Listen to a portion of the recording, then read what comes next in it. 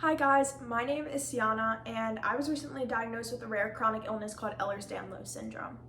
EDS is such a huge part of me and has changed my life so much over the past year. So I felt like I should share some of that with you guys. Editing this video right now and I just realized I did not explain what EDS is. So Ehlers-Danlos syndrome is a connective tissue disorder in which the body lacks collagen, and the collagen holds every part of our bodies together, like organs, joints, and all of that important stuff. So if we don't have collagen, we're more likely to have organ ruptures, joint subluxations and dislocations, and scary symptoms.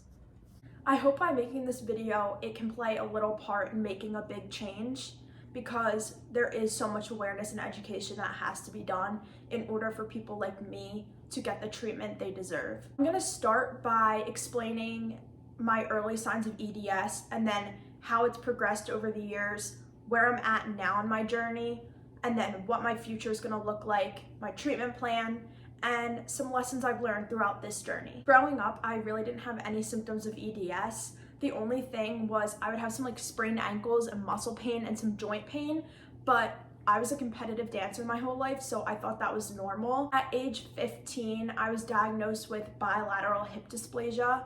I was doing a turn. It's actually on video. All of my friends have probably seen it.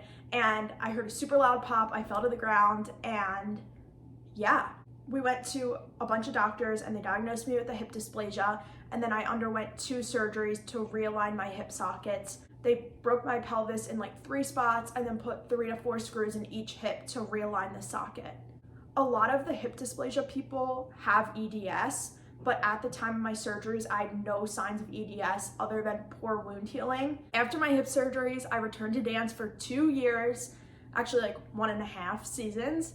And honestly, it was the best 1.5 years of my life. I was so thankful to have dance back in my life for a little bit. Again, while I was dancing, no other symptoms of EDS other than some joint pain, which I would put icy hot on and I would be good. My junior year of high school, which was 2 years ago, I had a CT scan of my sinuses and they accidentally found Chiari-1 malformation. Chiari-1 malformation is when part of the brain tissue extends into the spinal cord, and this puts pressure on the spinal cord and the brainstem and can cause some horrible symptoms. The neurosurgeons told me that if I developed symptoms, I would have to go and get checked and then probably undergo a pretty intense brain surgery. But optimistic me didn't think I would ever experience symptoms. I really didn't think that this condition would ever affect me. My senior year of high school, I started to experience really bad pressure in the back of my head, into my neck, into my the top of my spine, into my shoulder blades.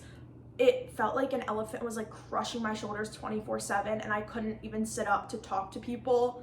I couldn't hold my head up anymore. It felt like my life changed so quickly. I was doing a dance trick in my basement. I whipped my head back, and a few days after that trick, the symptoms started to come on. So they think that the trick could have triggered some of these symptoms, but EDS is the true cause to all of this. We went to doctor after doctor and we went to tons of ERs, literally begging them to figure out what was wrong with me and why I couldn't hold my head up anymore. Nobody could figure out what was going on and why I was experiencing these symptoms. I thought in the back of my head that this could all be coming from the Chiari, because some of the symptoms they warned me about were some that I was experiencing, like the back of the head pain and pressure and neck pain. So I did some research and I found one of the best neurosurgeons in the country for Chiari, Dr. Jeffrey Greenfield. We went to Dr. Greenfield and he was quite literally my last and only hope. If he didn't figure it out, I don't think anybody would have. He walked into the office and almost immediately knew what was going on and why I was in so much pain. He listened to me, he believed me, and he validated me, which is honestly everything that I needed in that time. He suspected that I had a condition called craniocervical instability on top of the Chiari-1. Craniocervical instability is instability from your skull to C3, and basically your spine becomes so unstable that it can no longer hold your head up anymore, which is why I felt like a bobblehead 24/7.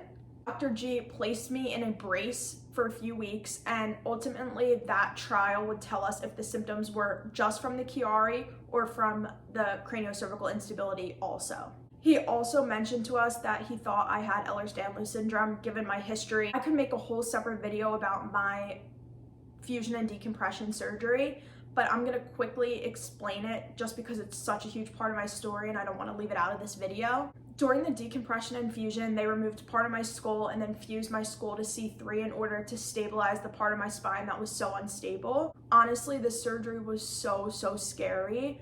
I cannot even tell you guys how nervous I was like going back into the surgery, but I knew that it was the only chance at me having a pain-free life and future. So I'm not even gonna lie to you guys, recovery and the surgery was really tough. It was probably the hardest thing that I'll ever go through, but it saved my life and it changed my life, and without it, I have no idea where I would be right now. I would probably not even be able to sit here and make this video because I wouldn't be able to hold up the own weight of my head, but now I can, which is a complete miracle, and I'm so thankful that I fell into Dr. Greenfield's hands. I also want to mention that Dr. G brought on a plastic surgeon for my case since I have EDS, because EDS can cause poor wound healing, and it did for my hips, so he takes extra precautions when he knows that you have EDS. If you guys want to hear more about my surgery story, comment below and I would totally make a video. Now I'm going to talk a little bit about how EDS is affecting me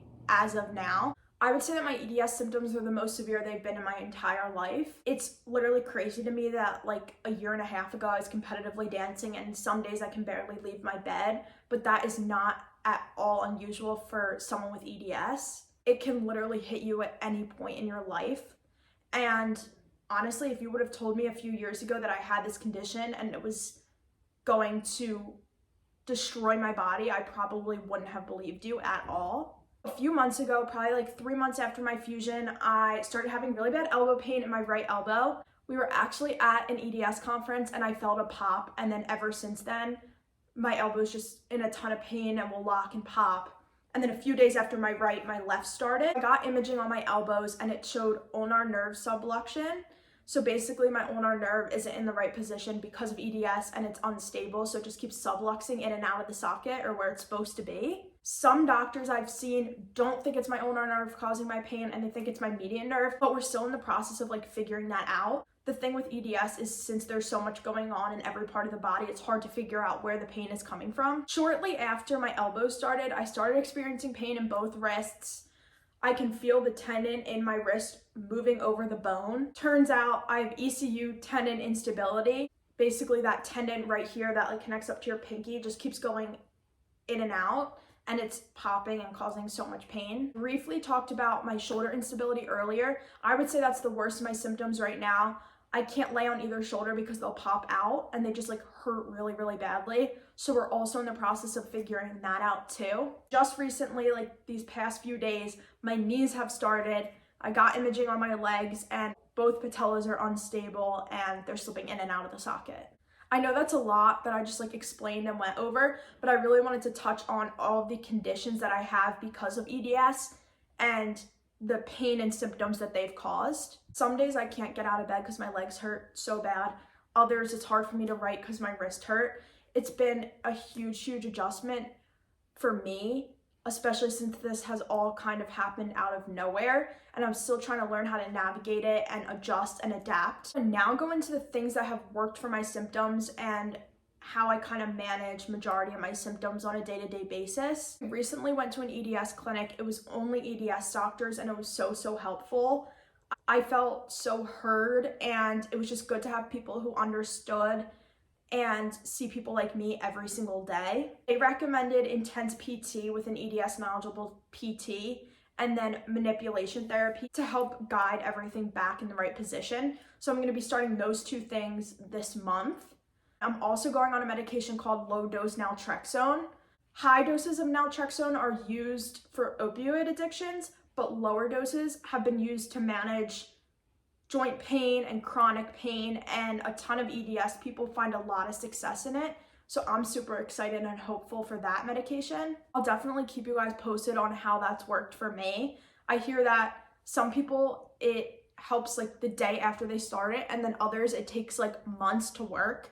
It's me again. Another thing I forgot is I use KT tape almost every single day on every single joint, and it helps me so much. It was interesting because when we were at the EDS clinic, they found so much stuff that I didn't even know was happening in my body. Some of my ribs were out of alignment, my scapulas, so they did a ton of adjustments on me and it helped a lot. I also want to stress how important I feel it is to have a good care team. I feel like my doctors are constantly looking out for me and have my best interest and are helping me in so many different ways. And they're honestly the reason that I have so much hope. I feel so inspired by them all the time. My pain management doctor has helped us so much. He's like my home base and is the one I go to when any new symptom arises, or if we just need help sorting things out because there's so much going on at once. Unfortunately, there is no cure for EDS, and it is going to be a lifelong battle for me and so many people, but there are ways to manage this condition, and I'm still learning and growing in so many ways every day. Didn't know at the beginning of this journey, number one, how much my life would change, and number two, how much I would learn and how much I would be inspired by this whole thing. Look at life and people in a whole different way. I truly am inspired by so many different people and the way that they choose to fight this battle. I think that just choosing to persevere and choosing hope is such a huge thing. It's what's got me through, honestly. I hope I can help some of you navigating this journey. And if you have any questions, feel free to leave them below and I would love to help. I love you guys so much.